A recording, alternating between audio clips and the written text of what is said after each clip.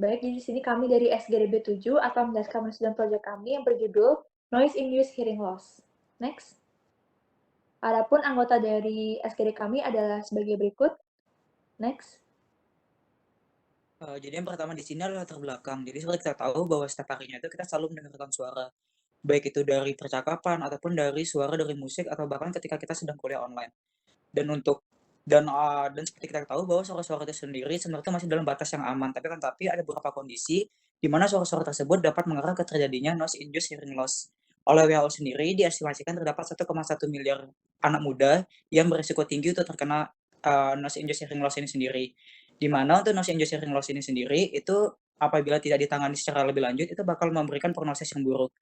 Dan juga untuk noise induced hearing loss ini sendiri itu oleh beberapa literatur dikategorikan sebagai nomor 2 sebagai penyebab hearing loss yang dapat dicegah.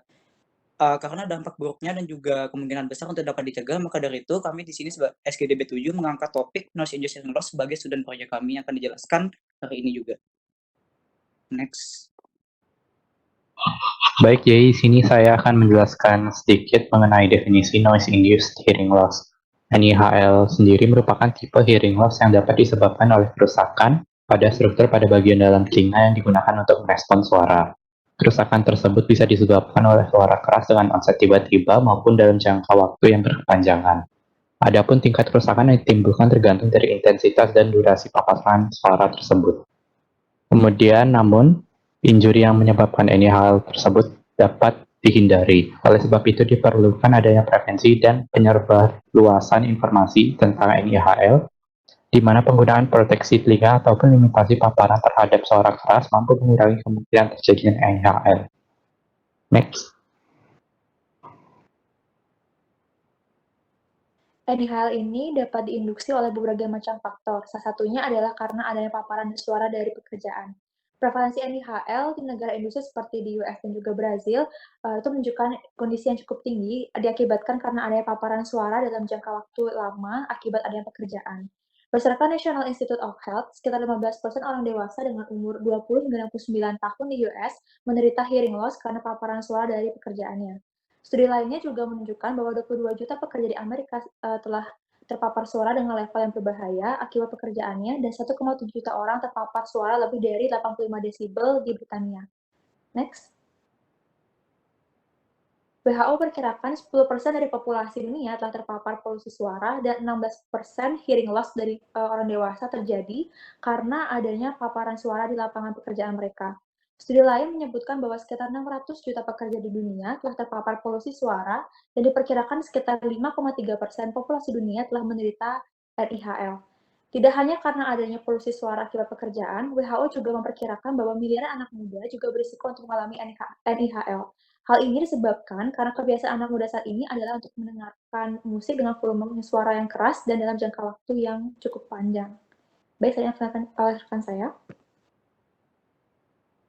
NIHL sendiri bisa disebabkan oleh sekali paparan pada suara yang intens seperti ledakan, atau karena paparan suara yang keras secara terus-menerus seperti bekerja sebagai tukang kayu atau bekerja di pabrik. Next. Selanjutnya adalah faktor-faktor yang dapat mempengaruhi terjadinya NIHL. Yang pertama adalah intensitas dan durasi bising, di mana semakin keras suara, semakin singkat waktu yang dibutuhkan untuk terjadinya NIHL. Yang kedua adalah frekuensi, di mana frekuensi yang sering menyebabkan timbulnya kerusakan pada organ korti adalah pada frekuensi 3000 Hz sampai 8000 Hz. Lalu umur, di mana lebih sering terjadi pada usia produktif, yaitu umur 20-50 tahun. Lalu jenis kelamin, di mana lebih sering terjadi pada laki-laki dengan rasio 9,5:1.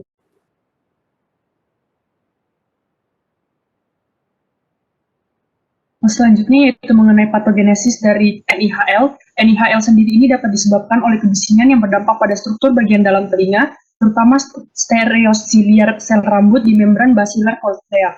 Berdasarkan intensitas dan juga durasi paparannya, maka NIHL ini sendiri dapat dibagi menjadi dua tahapan. Yang pertama yaitu temporary threshold shield, di mana gangguan pendengarannya bersifat singkat yang terjadi dalam waktu singkat dan dapat sembuh secara total setelah beristirahat selama beberapa saat. Namun apabila paparan terus terjadi berulang kali, maka dapat lanjut ke tahap berikutnya yaitu di permanent threshold shift.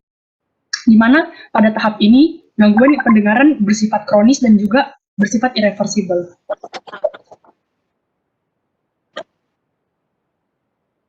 Baik, selanjutnya masih di patogenesis. Jadi NIH ini terjadi karena adanya eksesif dari exposure intensitas dari noise itu sendiri, di mana ada 4 mekanisme yang menyebabkan kematian dari hair cell, meliputi yang pertama ada metabolic decompensation, lalu ada mechanical disruption, lalu ada glutamate excitotoxicity evok, dan juga Ross formation. Jadi untuk yang mechanical ini sendiri terjadi ketika intensitasnya melebihi 130 desibel, kemudian menyebabkan adanya mekanisme patologi seperti lepasnya organ korti dari basal membran.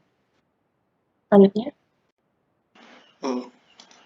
Baik, di sini saya akan menjelaskan tentang diagnosisnya. Untuk diagnosisnya ini, diagnosis yang lebih awal dari noise-induced hearing loss itu perlu dilakukan karena nanti untuk mencegah dari sifatnya yang permanen dan juga irreversible jika terlambat ditangani.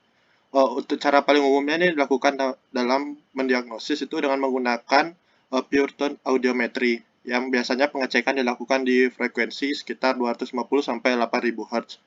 Lalu ada speech recognition test, itu di mana di keadaan sepi ataupun ramai direkomendasikan untuk dilakukan sebagai acuan dari hasil audiometri. Lalu ada juga tes auto acoustic emission atau OAE yang membantu untuk mendiagnosis lebih awal dari NIHL.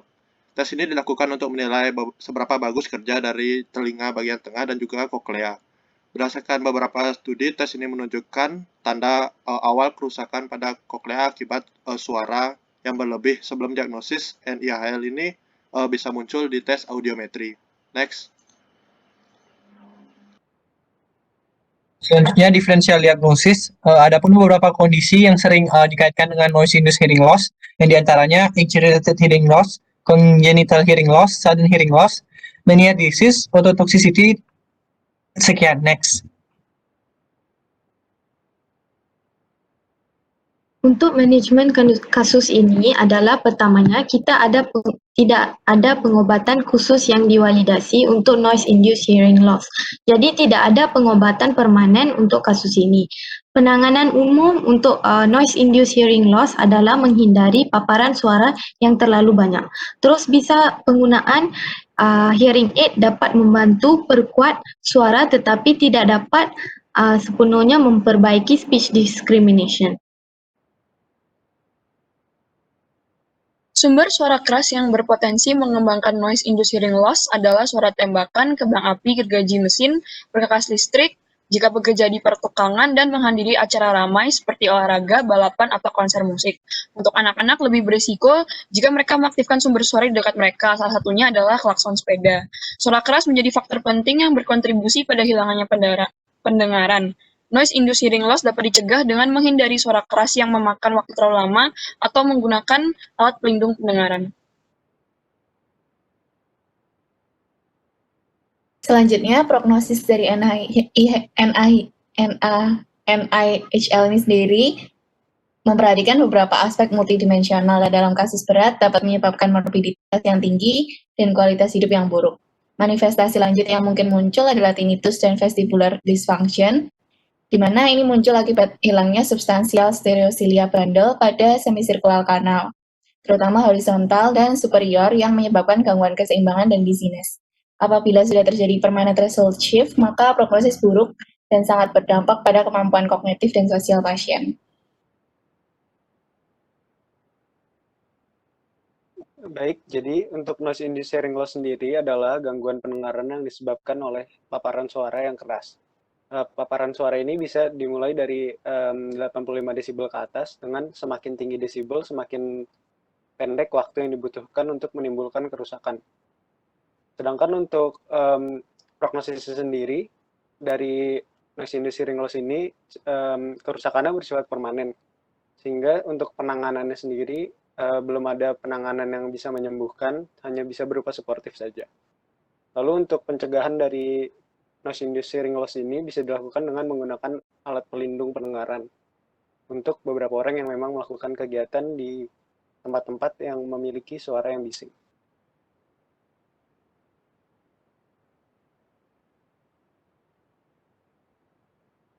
Sekian, terima kasih.